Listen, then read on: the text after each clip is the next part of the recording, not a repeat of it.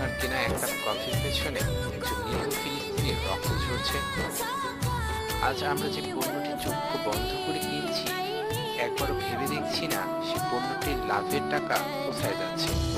আমরা কি একবারও ভেবে দেখেছি এই পণ্যের মুনাফার অর্থ দিয়ে একটা দেশ এবং জাতিকে পুরোপুরি ধ্বংস করে ফেলার চেষ্টা চলছে?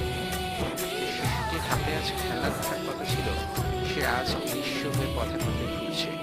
যে শিশুটি আজ মায়ের কোলের ভালোবাসা পাবার কথা ছিল, সে আজ শহীদের রক্তে রক্তাক্ত।